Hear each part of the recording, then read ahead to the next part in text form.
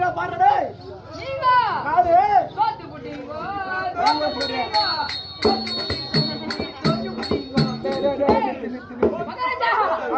நீங்க என்ன கேட்டீங்க? ஒரு புள்ளி போட சொன்னேன். ஒண்ணு கேட்டீங்க. ஆனா அவங்க ரெண்டு போட்டாங்க. அதனால தோத்து புட்டீங்க.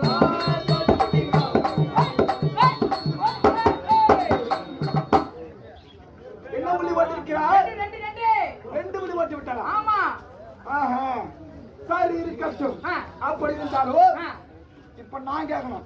ஏய், உனக்கு என்ன தொகை போட வேண்டும்? அது ஏன் இரண்டு தொகை போட்டு பார்க்கலாம்? அப்படியா?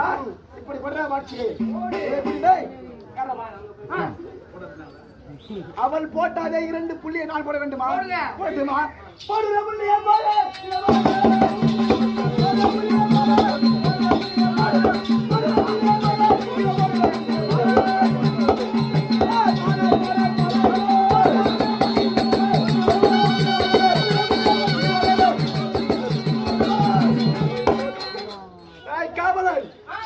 அவள் கேட்ட இரண்டு தான் நான் போட்டிருப்பேன். நம்மள வீடு எதுவும் கட்ட விடாத. மகாராஜா நீங்க ஒரு புள்ளி போட்டுதால தோத்து புட்டீங்க.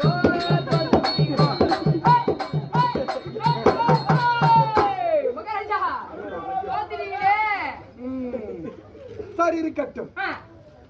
தோற்பது வீரனுக்கு சகஜம். அதனால போக்கத்தோடு தப்புகிறேன். போனா உள்ளே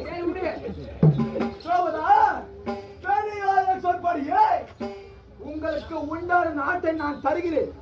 ஆனால் 12 ஆண்டு வனவாசமோ ஓராண்டு அஜ்ஞாதவாசமும் கால கழித்து நாட்டிற்கு வாருங்கள்.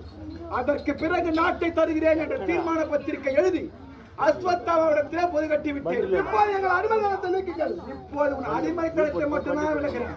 அடிமை மட்டும் கிடையாது. மற்றபடி நீங்கள் பஞ்ச பரதேசிகள் தான். 12 வேளை காட்டிற்கு சென்று வாருங்கள். அதற்கு பிறகு மற்றதை பார்த்துக் கொள்ளலாம்.